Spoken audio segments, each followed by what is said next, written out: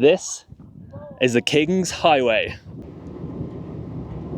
Alright, so we are just packing up the car and we're about to leave Wadi Rum and the Hejaz Railway behind us.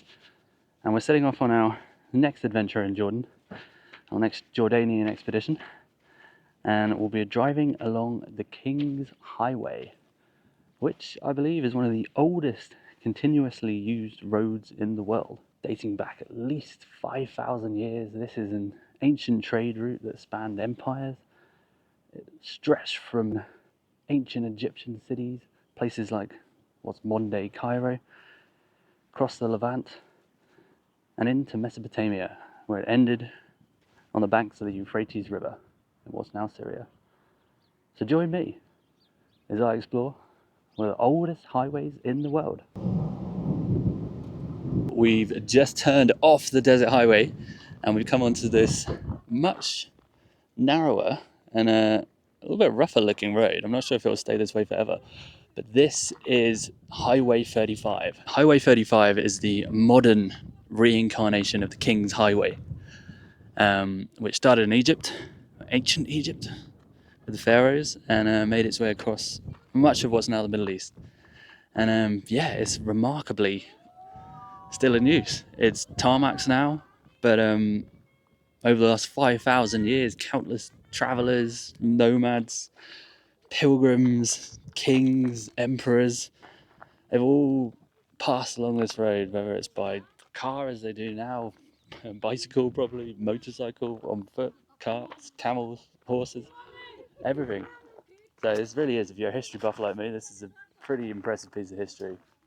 And we're just going to go check out the King's Way sign over here. There's a big group of tourists there already, actually. Just to explain a little bit more about this journey, this video, while I wait for the, I think, Japanese tourists behind me to take selfies by the King's Highway sign. We'll be heading up to Petra, and then from Petra we'll be heading north to Kerak, and then to Madaba. Madaba is where we're going to end our journey along the King's Highway, probably the day after tomorrow. So we'll be here for 3 days. And then from there we'll be heading off east and leaving the King's Highway behind us. So in modern Jordan, the King's Highway is still obviously very well traversed. So it pretty much cuts exactly down the middle of the country. So from here, where we turned off the desert highway, it goes north to Petra, because this road was used by the Nabataeans. They were the real sort of first civilization that kind of built anything of substantial repute and beauty in Jordan. And it's called the King's Highway because the Nabataean royalty would often make their way along this road. So yeah, we're following the footsteps of royalty. And not what I was particularly expecting to see in Jordan, but suddenly this mist is coming out of literally nowhere. I think we're getting higher up in altitude. But you can see the desert sands here, and there's just clouds and fog rolling in over the top. So turn right and you end up in Aqaba. Turn left and you end up in Oman. Head up the King's Highway and you'll end up in Petra. Old road. New potholes. I guess it's probably been re-tarmacked for some point in the last 5,000 years. Yeah, I don't think the Egyptians tarmacked this. I don't think it's tar, it's just concrete. I don't know. So who created the King's Highway? Who created it? No one's completely sure, I don't think. But, it's been dated back at least to the time of the ancient Egyptians. Okay. So it was basically a massive trade route, part of a wider network as well. Yeah. But it extended from Heliopolis, which is the Greek name for what became Cairo. Oh, really? In what's now obviously Egypt. Yeah. And then from there it came across the Sinai Desert, the Sinai Peninsula. Yeah. Into Palestine, Israel. Never sure what to call it around here. And across into what was Nabataean territory. Yeah. So it came up to link Petra, which was the capital of the Nabataean kingdom. Yeah. And then from here it carried on north up to what's now the Syrian border. Across into modern day Syria, but what then would have been presumably part of Mesopotamia, and it ended, I think, on the banks of the Euphrates River. So it really connected ancient Egypt with what's now the Middle East and Mesopotamia, so all of these ancient kingdoms. So yeah, it was a massive cross-border, cross-empire, cross-kingdom trading route, basically.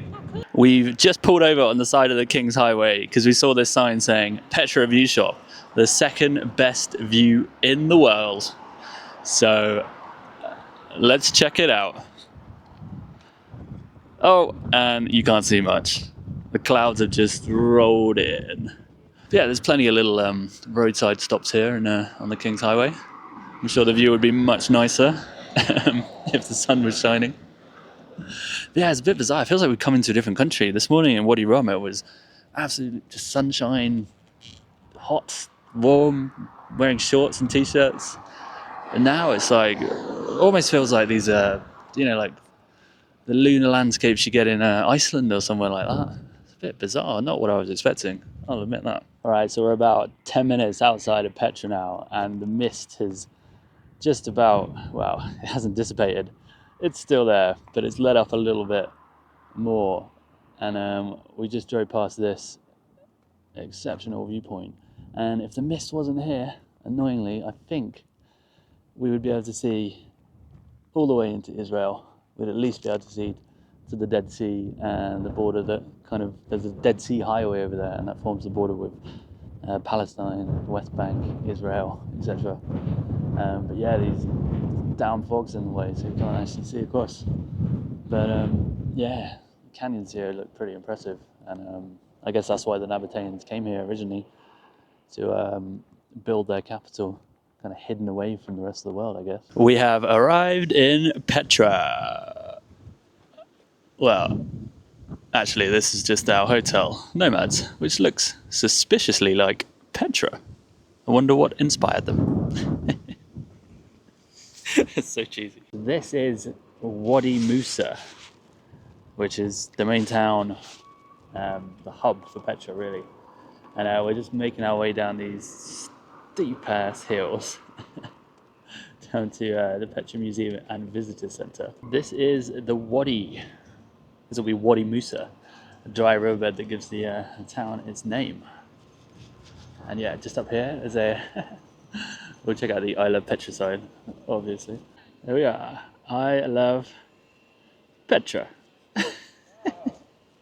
Alright, let's head inside and check out the kingdom of the Nabataeans. This is the visitor center and the ticket office. And we're going to go in here and our Jordan Pass should get us in. And this is a map of all of the potential spots you can go to. It's a huge, vast place. It was a capital. So I think we're here at the entry gate, and we're going to work our way along the main trail. Nothing too exciting. And try and get to the treasury today. All right, so we just paid 50 jod for a local tour guide who's from Wadi Musa. His name's Motasem. He's a little bit camera shy, so he might not make too many appearances. But he's going to tell us all about the history of Petra. Hello. Richard. Cool. Shotgun. You'll need it tomorrow then. And tomorrow also you need to show your passports or your IDs Okay. to match between the name written and your own passport. Cool. Around 70% of Petra still underneath is not waiting to be shown. Oh wow, so they've only excavated 30% of what's there.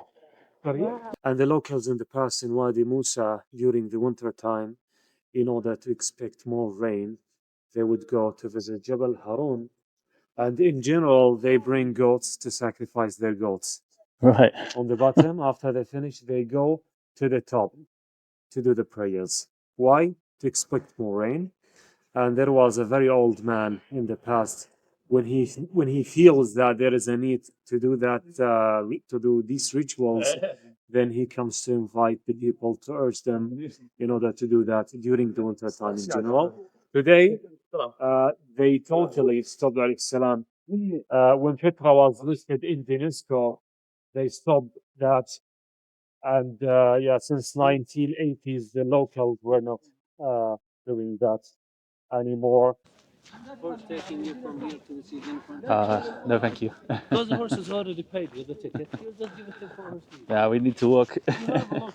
So at the entrance to Petra, there's a load of Bedouin guys with horses and donkeys, and then they tell you that your ticket price includes a donkey or horse ride down to the main trail, down to the treasury. But most of them told us that it is sort of included, but they also ask for a tip. Now I'm not much of a horse rider. I would probably fall off anyway. So I wasn't much interested in it, but there's about 10 of the guys hanging around. I do feel a little bit bad because I imagine, a year ago before all the shit kicked off in Israel between Hamas and Israel again, and this place was teeming with tourists, and they wouldn't have had much trouble finding people to carry around and get a few tips from. But now it's like no one here. Look at this. So before we got here, I was looking up what Petra used to look like, year and a half ago, and these pathways in were absolutely rammed with people.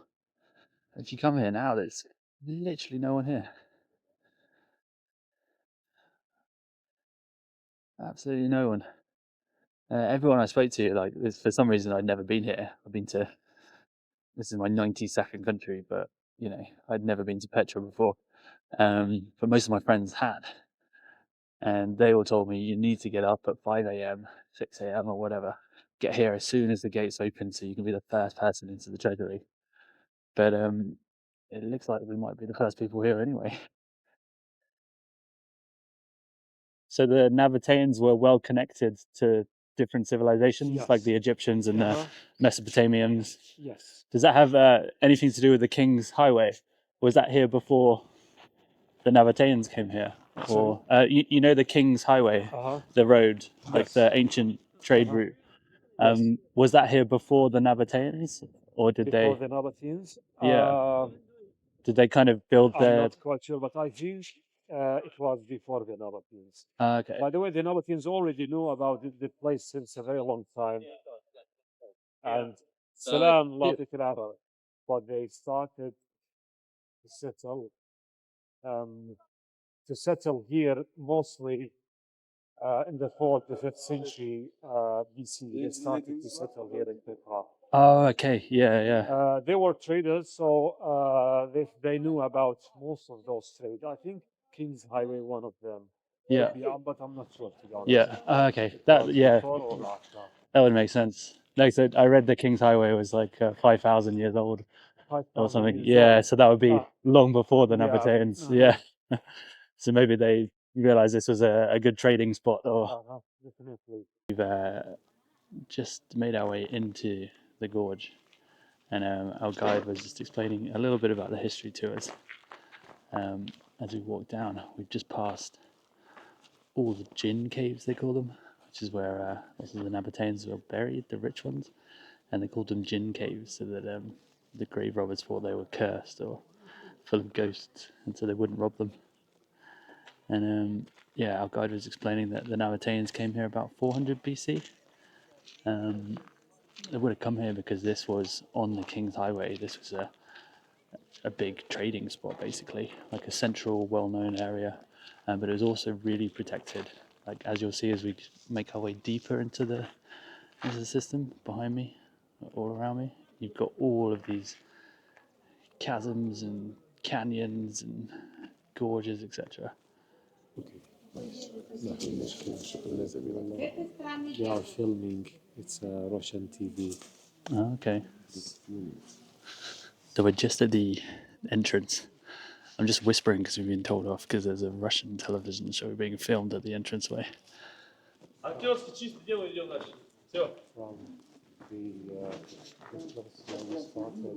our guide was just telling us that they have flash floods here on days like today when it rains. And they've built some flood defences and like a channel to divert the water. But in the 1960s, apparently quite a few tourists were washed away, which is why they built the defences. But yeah, today is like optimal conditions for rain, so I wasn't expecting this to be a hazardous trip to Petra. But if the clouds burst, apparently it could be. The floods happened at that time in April. At that time, you are not expecting to get rain. Even, I mean, these days, you don't expect to get rain during April. Yeah, but anyway, that's what happened. And unfortunately, more than 20 persons were washed away by the floods. Oh wow! Yeah, French tourist, policeman, and a guide, Right. together killed Did that? So by the floods. the flood came down here, did it? Yes. Oh And wow! they were leaving, according to the old people, they were leaving this. They already finished the tour and coming back, feeling Yeah. right. Yeah, well, that's what happened. These are all police cars, or? Yes. Yeah, Petra from this side. Petra is very big site. Oh, okay. Yeah. So they need armored cars to get To around. control the site. Yeah.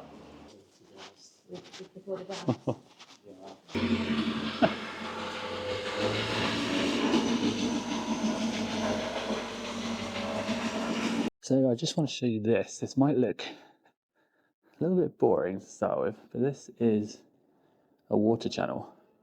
Now these run pretty much all the way down the main trail alongside it through the Sikh chasm, and they're carved into the sandstone, as are these statues actually of Arab traders, and that's supposed to be a camel. But the important thing about these water channels is they show how the Nabataeans were great conservationists of water. This is a very arid land. We're quite high up. We're near the Wadi. That's why it was built here. But it's still a very dry place, and they needed to conserve as much water as they could. And they came up with these ingenious ways to funnel and channel as much rainwater as they could down from the highlands, from the mountains, from the Wadi, down into the capital, Petra.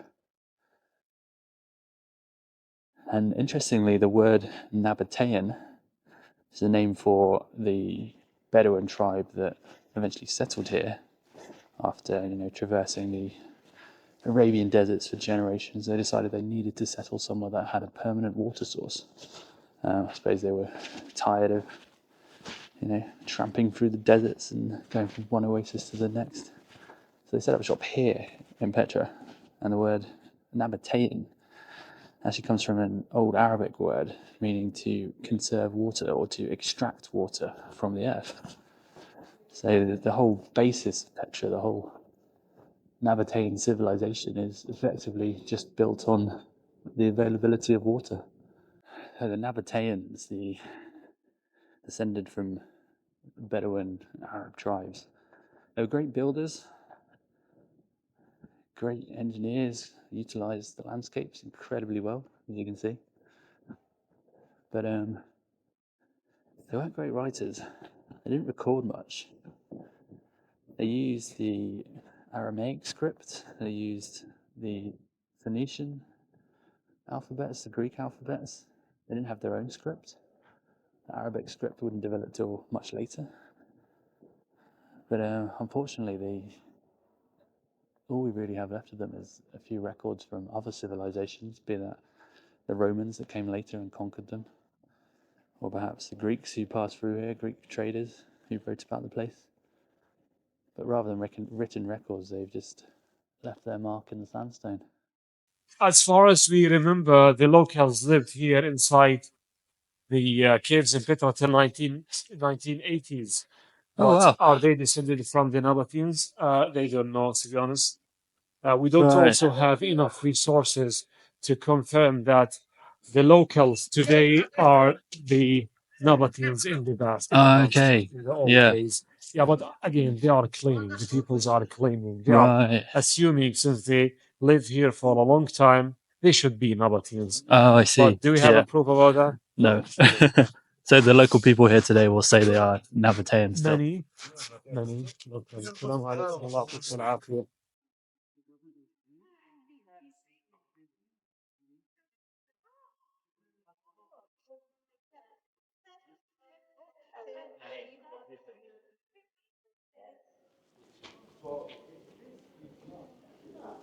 welcome to Petra. So behind me is the treasury, the greatest historical remnant of the Petran civilization, or the Nabataean civilization. No one's quite sure what this building was for. It was most likely a lavish burial tomb for a Nabataean king or queen or royal family or nobles. Because it's one of the grandest, or one of the grandest surviving facades in Petra. But I mean, there's a lot we just don't know about this place. I mean, we don't even really know what happened to the Nabataeans. Motasem, our guide, he was telling us that we know that they arrived here around the 4th century BC, and we know that in the 1st century AD, the Romans came and effectively conquered the Nabataeans, or incorporated it into what became one of the Roman provinces in Arabia. And after that, the historical record gets a little dim, a little quieter. It's thought that by the 6th century or 7th century AD, when the Umayyads came by and basically brought Islam to the region, that the Nabataeans had sort of ceased to be an independent civilization or culture on its own. And after that, they just kind of disappear. But to this day, Motasem was also telling us, a lot of people in Wadi Musa claim descent from the Nabataeans. No one's quite sure, because the name Nabataea or Nabataeans kind of ceased to exist for a long time or fell off the record. But a lot of locals still claim or believe that they are descended from the Bedouin tribes that settled here and built these grand structures. And you can see why. This is incredible works of engineering and architecture and artistry and creativity and religion. And if you can trace your lineage back to the first Bedouin Arabs that built this place, then yeah, that's quite something, I think. And Motasem was also telling us that until 1985, when this place effectively became a UNESCO World Heritage Site and a tourism project, locals still lived here. They lived in the old burial chambers, they lived in caves in the old Nabataean residencies, and yeah, people were born here, sought shelter here, lived here, built shops here. And then a lot of the Bedouin were resettled in what became Wadi Musa, which grew into the big town it is today on the outskirts of the ruins. So yeah, there's a whole stream of history that you can trace right back to, the 4th century BC here. And we don't know really what happened in the middle between Petra being what it is now, a tourist site, even if there aren't many tourists here right now, to its founding by the Nabataeans. Pretty impressive link back to the earliest Arab people that called Jordan home. Yeah, amazing, really. These are the caves where people lived until quite recently, until the 1980s. And above me, you can still see sort of the blackened scorch marks where they would have lit fires.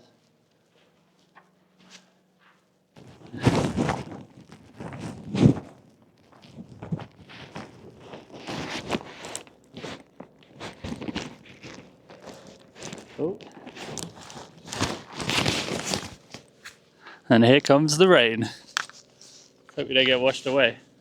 So I was talking to Motasem again about the kind of what happened to Petra, because it's a little bit murky. But much of the city was destroyed in a series of earthquakes, stretching across a couple of centuries. So after the Romans conquered the place, the last Nabataean king ruled here in 1st century AD.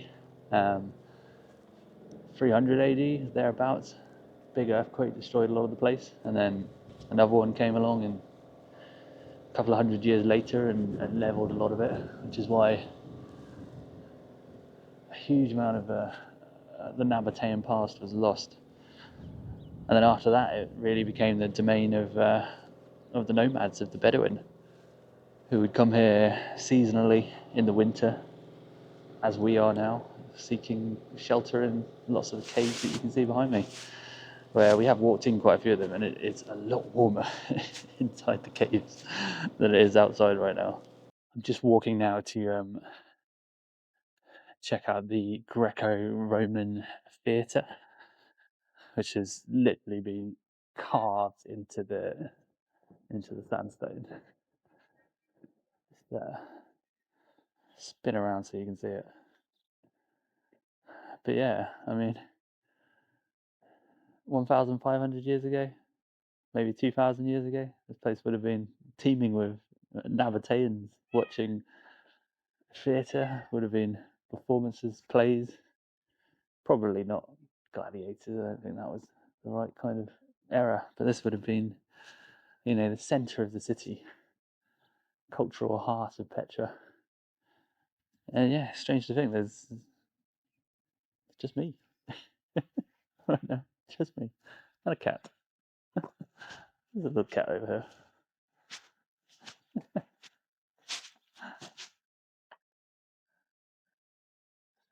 Yeah, it's me and the cat. Ancient wonder of the world, and no one wants to come here. Yeah, I'm still finding it remarkable that travellers are avoiding Jordan. I mean, most governments, most Western governments, the British government anyway, has greenlisted the country entirely, apart from maybe a few areas around the Syrian border. The Jordanians have had a peace treaty with Israel since 1967, I think, since the end of the Six-Day War. And it's just, yeah, I'm in two minds. It's a little bit sad seeing this place so empty, but it's also nice to be here and see the place without crowds. But yeah, I get a lot of this town is built on tourism. A lot of Jordan is built on tourism, and I imagine there's a lot of people suffering financially, economically, because people are staying away when it's really not many reasons to. There we have it. Petra is complete. We're just leaving it behind, and this morning we're going to continue heading along the King's Highway. So we're heading north, and we've got about an hour's drive to the next stop, which is called Shobak Castle, and that's an old Crusader castle. We're just going to pick up some supplies first from one of the little mini marts. So we've got a long day's driving. You finished your trip? Yeah, we drive now. Good. Yeah. Yeah. Driving to Madaba today. Madaba, the Yeah. city of mosaics. It's very beautiful. Yes, exactly. And we have a lot of churches there. Yes. Roman, Yeah. it came back to 2,000 years ago. Oh, really? Yeah. So Roman and Roman Byzantine. churches, yeah. We Oh, have a lot okay. of churches. Yeah. Are there lots of Christians in Yeah. Jordan? Yeah. Oh, there are. Yeah. Oh, okay. Especially in Madaba. Yeah. Right, that's like the Christian Yeah. city. Yeah, I knew that, but elsewhere in Jordan are there many? In Amman we have. Yeah. Here no. Ah, In okay. Petra, all the people here are Muslims. Right. We have also in the north some cities. We have Okay. Christianity. Yeah. Yeah. We've got to get another You have a car, yeah? Yeah, Yes. we do, yeah. Take care We're with the driving. road because after you finish the south of Jordan, in the middle of Jordan before Madaba, it's foggies and clouds, maybe rains. Okay. Oh, I see. The Yeah. weather's going to Yeah, be a okay. bit bad today. Yeah. Yeah. Maybe Yeah. snow. No, today Not no. today. No Ah, snow. okay. Until Sunday.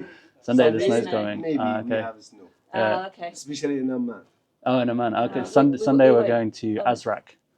Azraq. Azraq. Oh, Yeah. Azraq Yeah. is. So. We have castles there, and we Yeah. have a lot of ruins. Oh, cool. You know, Yeah. one of the ruins in Azraq, one of the castles, our Jordanian king, tried to make this site one of the seven wonders next time. Oh, really? Like Oh, Petra. really? Like Petra. Oh. It's Yeah. very beautiful. Oh, Yeah, cool. yeah. Yeah. I'm a tour guide, so I know. Oh, are you? everything. Oh, okay. Yeah. Nice. Tour guide And- and a shopkeeper. Yeah. Petra is so quiet at the moment. Yeah. Because of the war. Yeah, of Most course. of the- but you it's know- sad 3 months I don't go there. I'm a Really? tour guide. because Really? not busy. It's not busy. Yeah. Oh, Is wow. it getting any busier now? If the war ends, yeah. It will Because get busier. most of the tourists are afraid to come to Jordan. Yeah. It's so It's safe. crazy. It's It's so really safe. safe. Yeah. And you are lucky to come at this Yeah. time. Yeah. And everyone we've met has been so So welcoming, nice, so yeah. But hospitable. maybe your relatives, where are you from? England. England. Yeah. When you come to Jordan, maybe your friends, relatives told you, Are you crazy to come to Jordan? It's not Well, we safe. travel a lot, don't Yeah, we? we travel a lot, No, lots so, of but yeah. places, it's yeah. Jordan, you know, sometimes I leave my shop, Mm. my keys inside the car. Yeah. Safe. Mhm. Nothing happened. Yeah, It's yeah. very crazy. It's safe. much safer than Yeah. England. England is quite, in places, Yeah, if quite you dangerous. leave your key cards, keys in the car in England, someone will drive off with it. You know, my keys now in the car. Also, when I come back to my house, I leave. Yeah. Yeah. That's what I said to you before, because even having stuff in the car in England, you worry about, Yeah, don't you? people I said, would oh, smash it'll the be all right. window, Yeah, grab your bag, Yeah. run off Yeah. with it. You cannot But leave anything not here. outside. No. No, Yeah. someone takes it. How much are your dates? Which one? These ones? 2.5, 2. It's okay. Okay, 2. Okay. This is Jordanian majhul. Jordani Majul. We have 1 kilo of date. You You see with the 1 kilo? I will this show is, you. This is different. Yeah. This is the best dates in Jordan. You know, this is very famous. The best dates Yeah. in Jordan. Look. Where do they How come big. from in Jordan? From Wadi Rum, we have a lot of farms. Ah, okay. Yeah. We have inside, next to the Petra, we have a lot of farms Yeah. in Wadi Araba, it's called. Wadi Araba. Wadi Araba, it's in the borders Yeah. between Jordan and Palestine, not Israel. Not Israel. No. We don't know Israel, Yeah, okay? Yeah, of course. You know, it's very delicious. Always Palestine. Yeah. Palestine. So this is Jeffro's mini market.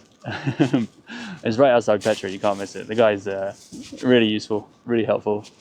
Yeah, he gave us some free Jordanian cookies made here in Petra to send us on our way, and even changed the 50 for us, 50 Jordanian note, which is unheard of in Jordan. No one has change, but Jeffro does. So check out his mini market.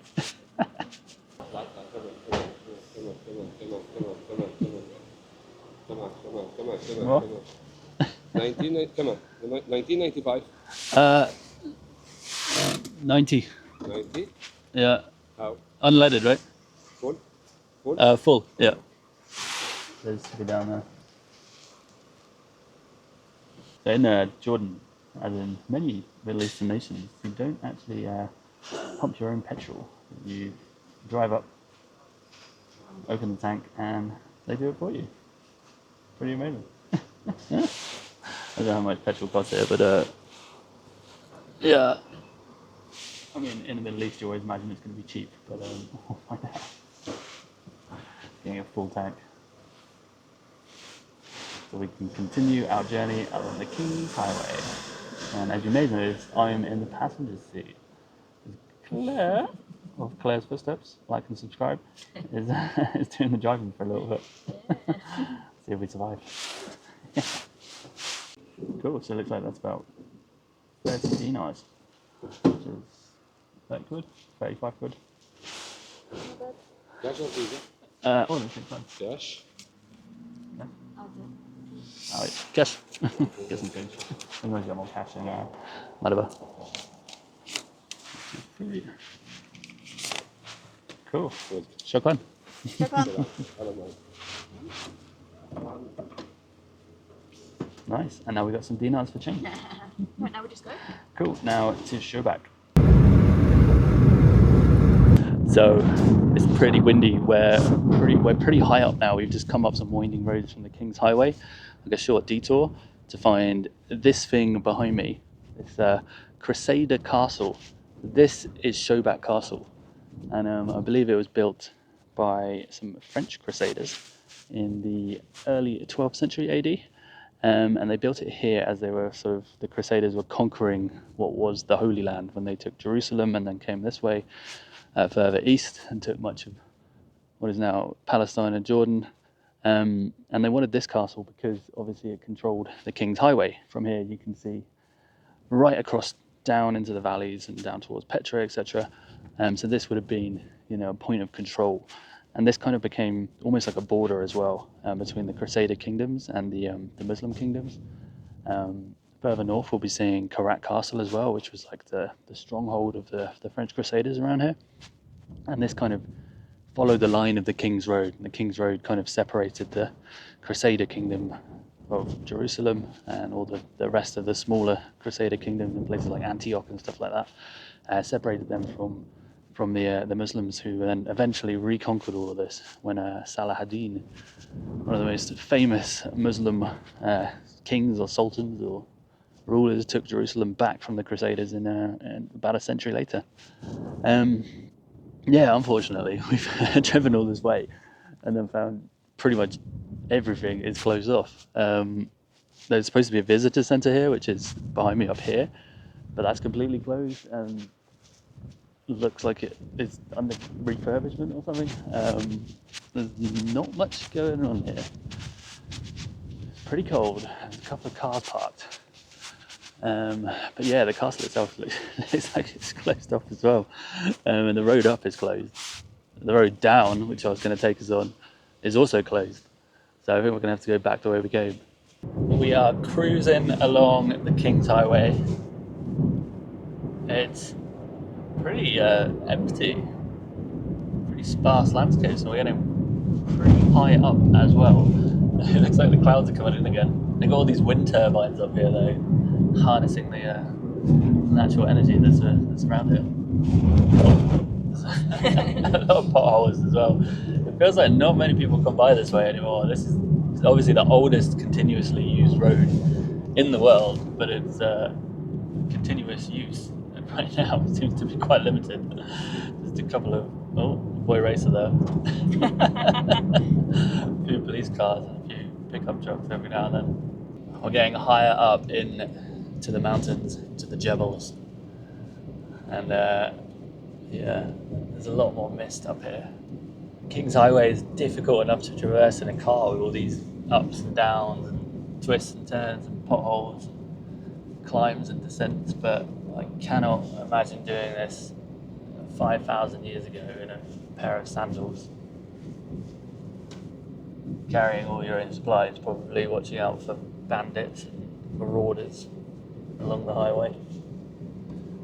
But yeah, luckily it's a little easier to get around now, and now that it's mostly paved. So, like the weary pilgrims and travellers of old, we've stopped at a jazzy service station for some falafel. Let's check it out. It's a very jazzy entrance, as you can see. Pretty cool service station. Hello. Assalamu alaikum. Hello. Kai for look.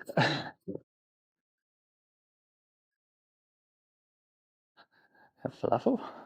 You have falafel? Yes. Yeah, falafel. Should we just get some falafel and some hummus? Yeah, sure. Yeah, that's probably enough, isn't it? So it looks like it's a little gift shop / service station. And we are the only guests. This is our service station feast. We've got flatbread, hummus, and of course, falafel. And yeah, like everywhere here, it seems like the whole place is set up to host like 20 or 30 tourists at one time. They had a whole gift shop. Everything was dusty though, and not many people around, to be honest. So again, I'm trying to feel a little bit sorry for all the people working in tourism here.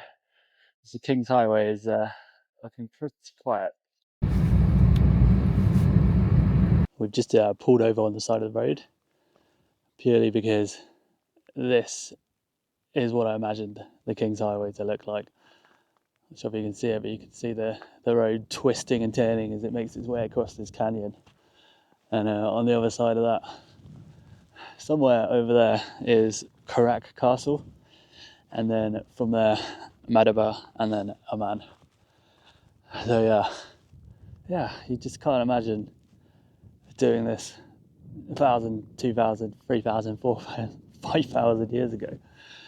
It's mad to think that people made their way through these canyons and over these jebels and mountains on horseback or in camel trains, etc. But yeah, it's I think we're getting a little bit lower now, so hopefully we beat the looming rain clouds as well. But yeah, pretty incredible after all these years. We're still using the King's Highway.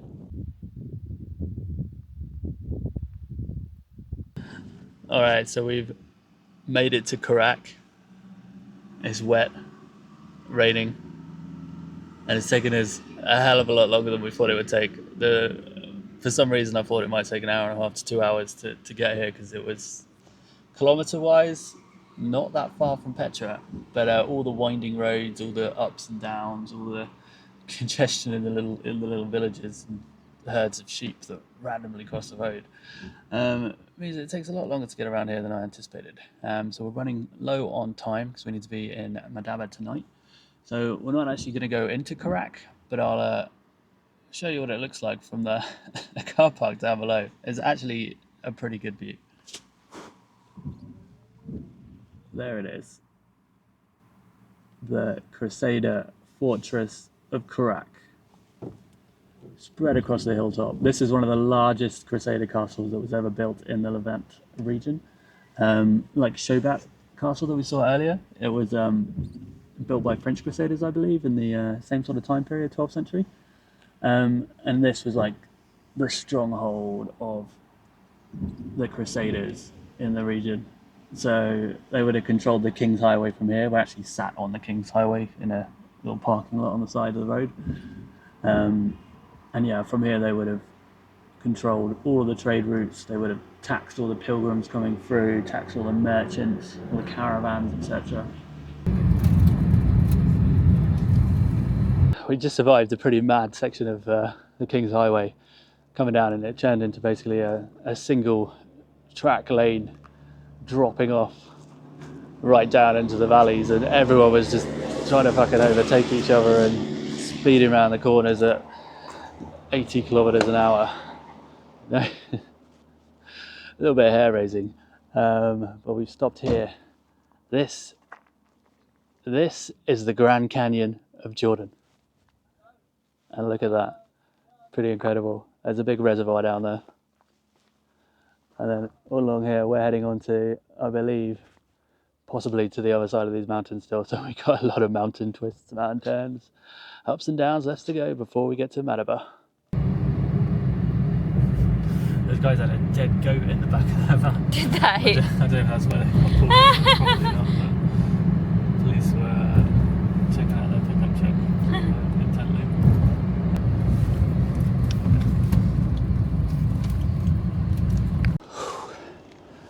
Well, so 7 hours on the road, on the King's Highway. Finally, we've made it to Madaba. Looking at the kilometres, I genuinely thought that would take about 3-4 hours max, but with all the You said stops, 2.5. 2.5 maybe. That was a wild underestimation. So pretty knackered, can't even speak properly. We're going to check into the hotel, and then yeah, I think we'll explore Madaba, Jordan's holy Christian city, in the morning.